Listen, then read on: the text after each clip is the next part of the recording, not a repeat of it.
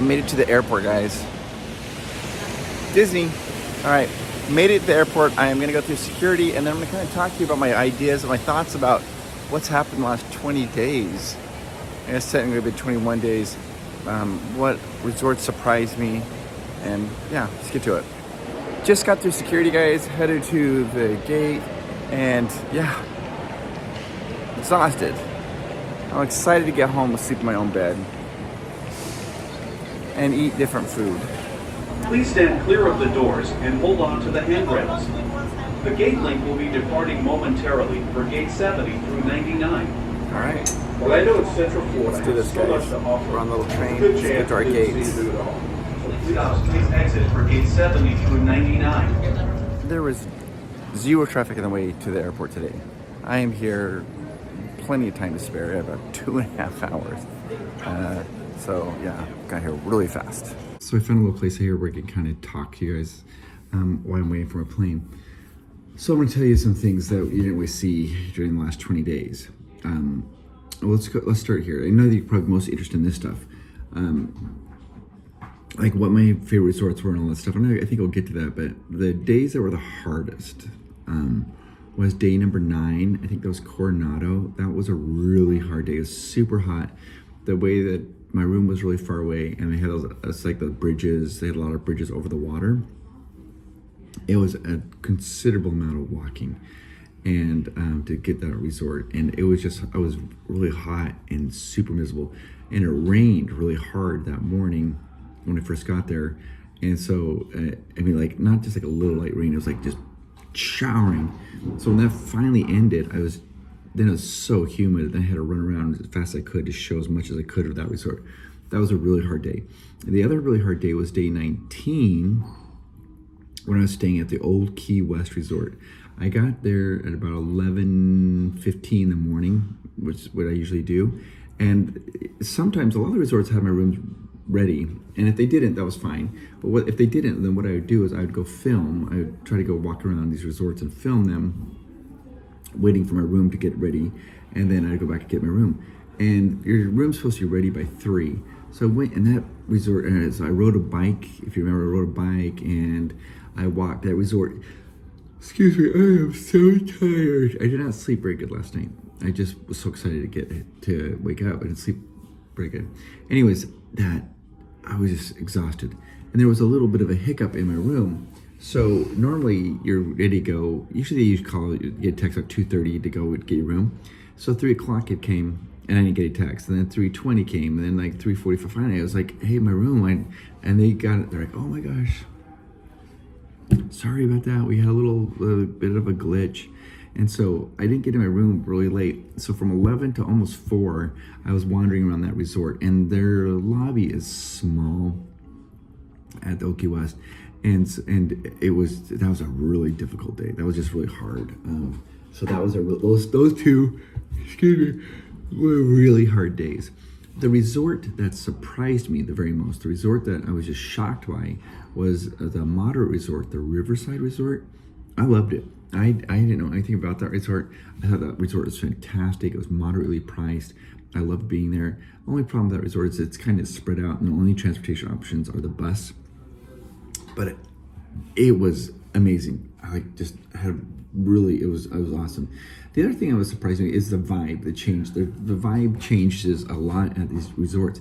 I noticed at the value resorts, that was like the All-Star Sports, Music, Movies, the Art of Animation, and Pop Century, it seemed like the cast members were like overly enthusiastic to greet you and so nice to you. And then as you kind of went up to like the moderates and maybe to the deluxe, the staff was like very pleasant, but they weren't like hey, like this.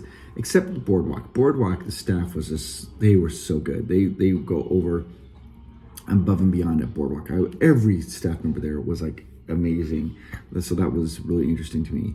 The staff like at the Old Key West, they seemed to be kind of like just kind of pushed back a little bit, like, you're doing your own thing. They were very kind of, it was a different feel there.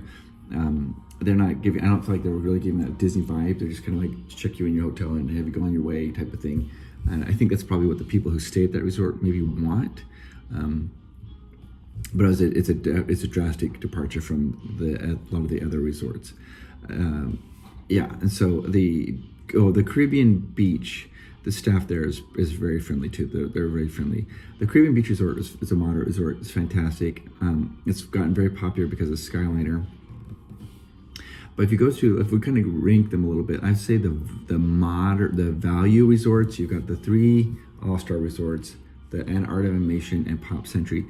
Pop Century is the most popular resort of all of them. It is, people love it. It's a good value. The Skyliner is awesome, and so and it's hard to argue with that. The only thing I could argue about that maybe is that the theming at the Art of Animation is really good. And you get those rooms with 2 bathrooms, so that's really nice, Art Animation. But as for the price, I don't know if you really could beat Pop Century. Then when you get into the moderate rooms, there's only 4 moderate resorts, which is a surprise. When I started doing this and doing the research, I thought there'd be like 6 value, 10 moderate, and only 4 deluxe. And then it was a surprise to me that it was 5 value, 4 moderate, and 10 deluxe, something like that. But the deluxe resorts, you got the Caribbean. Let's see here. Remind us. You got Caribbean Beach. You've got Coronado, French Quarter, and also Riverside. And what I've been told is that Coronado is awesome if you get those tower. They have a tower there, a brand new tower, and people love it if they get in the tower. I wasn't in the tower, so I can't really talk to that. Riverside was amazing, and French Quarter was really cool, but I think it's for a quieter crowd. I felt like the vibe you get there is that you're just there to relax and just to relax. It's a very quiet type of vibe there. But the Caribbean Beach, that one seems more family friendly. A lot of families at Caribbean Beach. Now people want to know, sorry, I sprayed some little hand sanitizer on my hand. People want to know, what is your favorite deluxe resort? It's so hard to choose because they're different. They're so different. It's really what you're looking for. As far as convenience goes, the Polynesian is so great, and the Grand Floridian, because you're right there on the monorail line. You're close to Magic Kingdom. I think when most people think about resorts, when they think about going to the park, they're thinking Magic Kingdom. Everything seems to be in distance to Magic Kingdom. They're not. The other parks seem to be secondary. And so the Grand Floridian, the Polynesian was awesome. I loved it, and that's really convenient. But then when you get down to the beach, yacht, and boardwalk, they're right there, right within walking distance of Epcot, and then they're walking distance to the Skyliner that takes you to Hollywood Studios. Those ones just were fun. And I think if you're looking for family time, probably beach and yacht, because that swimming pool area there is just like a water slide area, like a water park. It was crazy fun. It was great.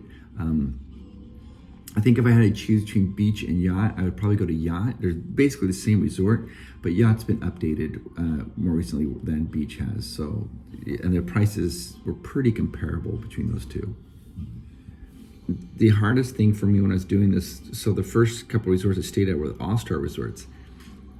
And I think what I did is I was really worried it wasn't gonna be entertaining. So I walked and trying to show all the different stairwells and how they have different coverings and the different rooms and the different theming. And I was trying to show the pools when they're closed at 10 o'clock. And I got a lot of people said that they actually appreciated that I tried to do that. I went on and watched a lot of other videos, how other YouTubers have done hotel reviews, because I was trying to learn how to do that. And I noticed a lot of them don't seem to really care about the swimming pool thing, and maybe it's not as big a deal as I thought it was, because they just showed everybody, families out there and everything. So I was like, well, maybe it's not a big deal.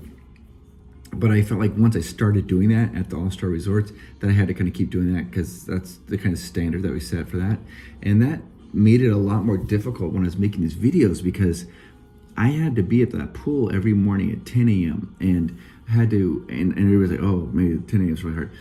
But the reason that was hard is the pool's open at 10, and I had to be out of the room by 11. So I had to be right there, right in the crack, and then and then go right back and get all those room tests that are doing, blah, blah, blah, blah, get those all done, and then leave and be packed and be out of there. So it's like a really narrow time window to do all that.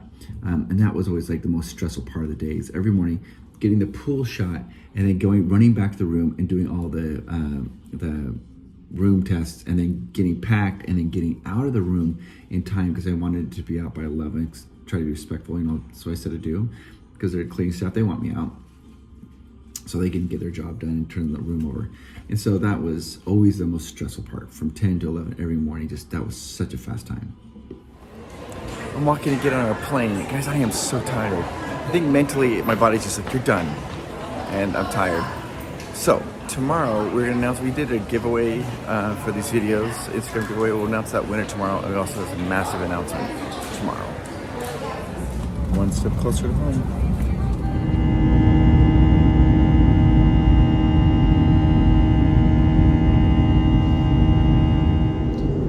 Coming in on approach. There's still a little bit of snow on top of those mountains.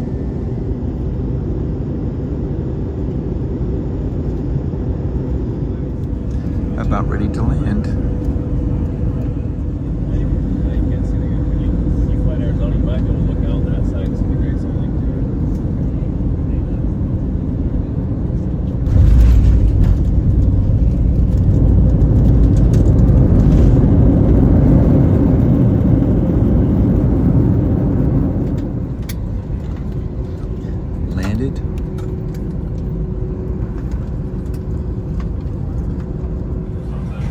Getting off the plane. Okay guys, this is it. Gonna go pick up my bags, then I'm gonna go home, and then tomorrow we'll do the big announcement, who's gonna win the giveaway we did on Instagram. And then also Amanda has this massive announcement, and it's all because of all the shout outs you guys did. So that's gonna be amazing. I think you're gonna like this. You guys, there's our puppy. Cabo. Oh, we found out why it's gone. She's got arthritis. She's getting a little old. But we made it home. Yay! All right, Amanda on the way home stopped at Jimmy John's to get some food. Now you might be wondering, why am I in the back seat, not the front seat? Because of this puppers. She's co-pilot. She gets number one. Yeah, our little puppy, Cabo. Okay, guys, he is out. He is so tired. Thank you all so much for following along this amazing journey with him. It has been so fun to see your kind comments and your messages, and you all are amazing. Thank you so much. Now I'm gonna let them sleep. If you listen closely, you can hear the breathing.